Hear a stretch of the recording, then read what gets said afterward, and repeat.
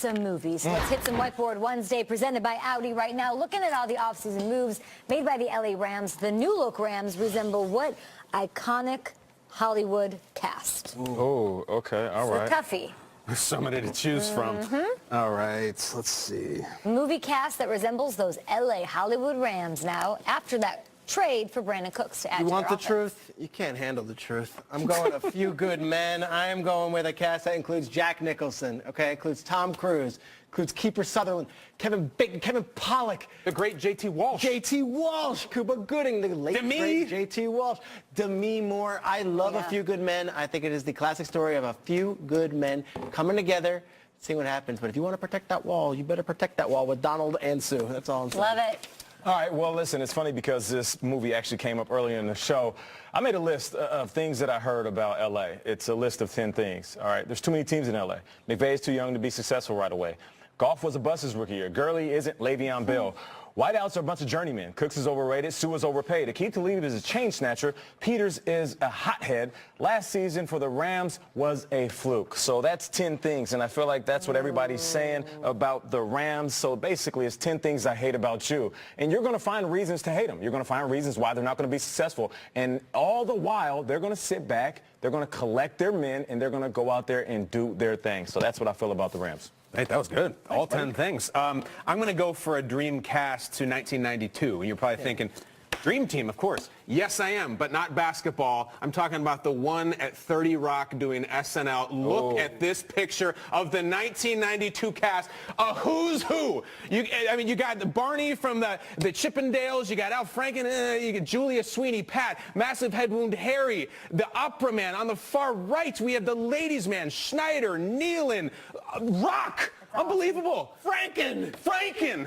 What a cast. Incredible. I hear Chris Rock has a brother who's getting into comedy. We should have him on the show. Other than that, an unbelievable cast. I think the best they've ever had was 92. I love that. I like that What do you right guys there. at home think? Hashtag GMFB. Brian Urlacher announced his former position coach, Bob Babich, will be the presenter for his Hall of Fame induction speech. Guys, if you could pick any, of course, it'd be your family member. Take those off the table, like a celebrity or an athlete, dead or alive, to do your introduction speech to a Hall of Fame. Okay. Who would it be? I'm going big. I'm going with the voice of my childhood, the voice of my adulthood. I'm going with the voice of Mufasa, Darth Vader. Oh. CNN, Bell Atlantic. This is good. Peter Schrager. Yeah, I can't even try it. People will come, Peter. Yeah, People will come. The Sandlot, he's a next door neighbor. I'm going with all of them. I'm going with James Earl Jones to induct me into the Hall of Fame of whatever Hall ofAme I'm going into. Are you letting him write his own speech, or are you going to edit it? Make sure. I wonder how Peter would handle that. Yeah, I don't know. I might write it for him. He was a good dad. Now, not Morgan Freeman, though. You're talking about Morgan. Everyone says he's the voiceover guy. No, James Earl Jones. James This Earl. is Jimmy CNN. Jones was the OG. This is NFL Network. You are part of a rebel alliance and a traitor. Take her away. That's pretty good. Simba. Pretty good. Yes. Everything the light touches. That won't give the kid a complex. No, for real. It's all mine.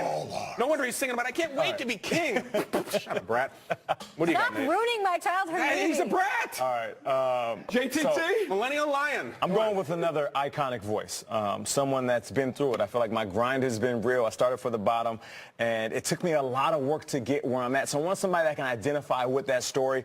And then also you want royalty. I mean, you know, what's better than somebody that has actual real-life royalty that people respect? So I'm talking about one of the original kings of comedy, Bernie Mac, rest in peace. Oh, man, Bernie Mac was a legend. Now, listen, Bernie Mac getting up there, I ain't got to tell you what to say.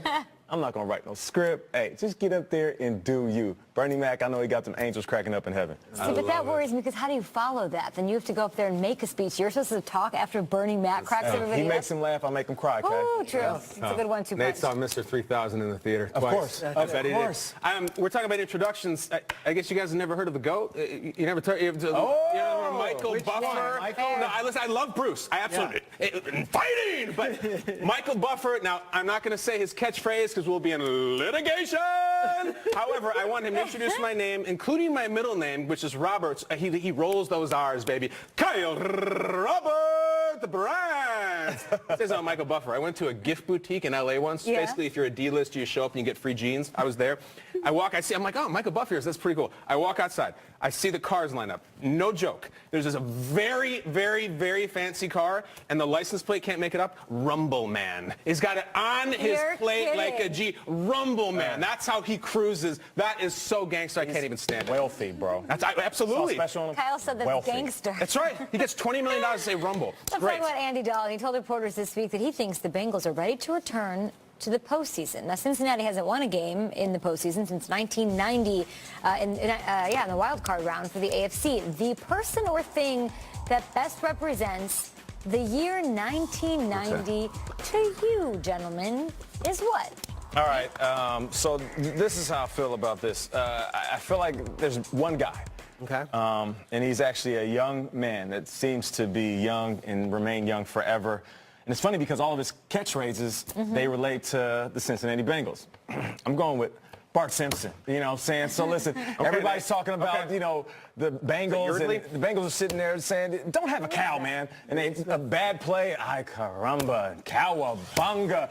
This is my guy. So listen, for all you fans that are hating on the Bengals, just look at them and say, eat my shorts. Bart Simpson like defines Groundskeeper Willie. 1990 to you. Bart Simpson was that. everywhere in the 90s. Yeah. He sure was. Was that your Lee Smith? Is that who it Lee was? Smith. I wasn't allowed to wear a Bart Nancy Simpson Cartwright? T-shirt in College, in elementary school. They didn't let us. They banned him because it was a bad influence. Yeah. Yeah. He was a would rebel say because he was a rebel. There was a shirt that said, I'm Bart Simpson. Who the hell are you? Yes. We weren't allowed to wear that And either. now think about what they do on Family Guy and South Park. I don't know. Different time. Speaking of a different time, do you guys know who Michael Oliver is? I don't. The actor Michael Oliver. No. Michael Oliver embodies a brother? lot of things from my childhood. Michael Oliver was that bratty redhead kid in the movie Problem Child. Speaking of Bart Simpson, One of the great movies of all time. One of the more underrated films in the canon of American cinema. A classic. The great Gilbert Gottfried. The late great John Ritter. Obviously Amy Yazbek as Flo Healy. This also included Michael Richards. Problem Child was my favorite movie as a kid. I played it nonstop. It's my party. I'll cry if I want to. An amazing scene. Ruins the kid's birthday party. If you haven't seen Problem Child, great movie. it's not about Odell Beckham. I haven't seen it. Go watch it. You will love it. It is worth all 90 minutes. Those Have you freckles seen and the that red then hair. and now photos? I have not seen Michael Oliver in Is this 2018. him? Yeah, that's him. All right. Prom Child I saw in the He theater. was a Very applicable rat. now with raising children and what they're into these days. Peter, next Halloween you should be Prom Child. Red hair, bow tie, suspenders, that'd be great. But I'm going to go back to Nate's answer. In the early 90s, the Simpsons were really putting the Fox network on the map. There was one other character, though, that did, I think, even more work than Bart. I'm not talking about Moe or anything.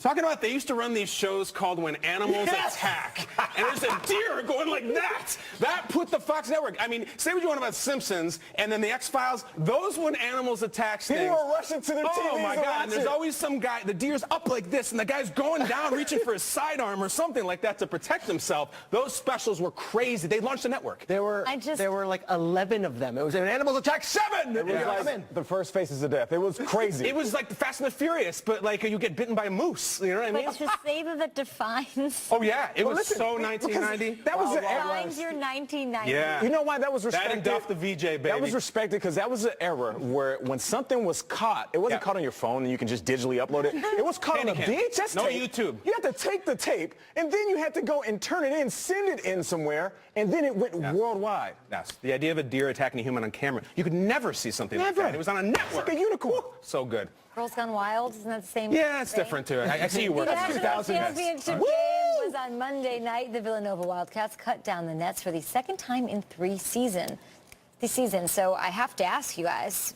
who's your all-time favorite cat?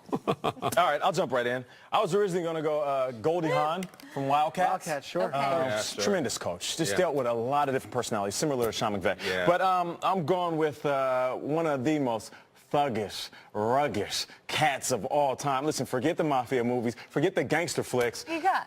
Heathcliff, man. Talk about it. Listen, if you don't know, kids, you might not know, just go ahead and Google this car.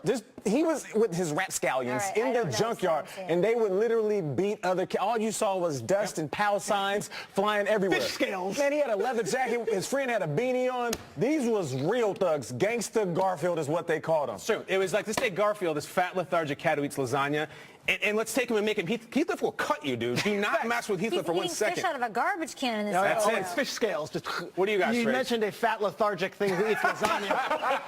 Hello.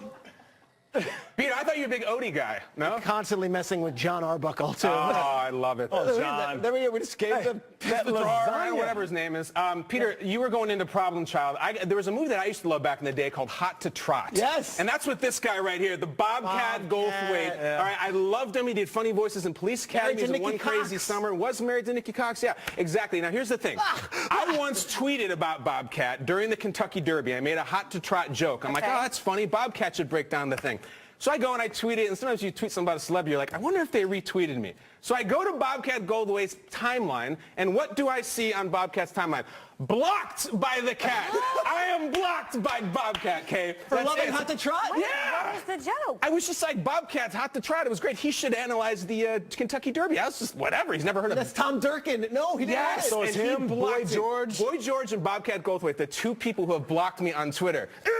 Ryan, can you believe that? That's the guy. I can't look at his tweets anymore, and I would love to see him. Wow. Bobcat. Police Academy Bobcat? Yes, come on the show, Bobcat, and unblock me. What are we talking about blocked. here? Blocked Did by you two have people. the Garfield suction cup car accessory? Yes. Yeah, I had it all. That was a need. Yeah. That's the reason That and I Baby on tried Board. lasagna. It's because of He Garfield. loved lasagna. Okay? Loved it. That's why you tried lasagna? He ate it by the tray, okay? Garfield was eating souls, Did though, man. Heathcliff get you Heathcliff. Yeah. Oh, Heathcliff. Yeah. Heathcliff was the eating souls. scales? Had a little girlfriend, too, who was I think chasing him I around. think I don't. I'd be friends with Heathcliff was grease for cats. No, I'd be no friends doubt. with It's Heathcliff. cutting fat. That's White Board Wednesday. You guys can tweet the show at hashtag GMFE. Coming up, we dig into the NFC West. There's a lot of new names, new moves, new faces, veterans, young guys. Who are we most excited to see? We'll tell you next.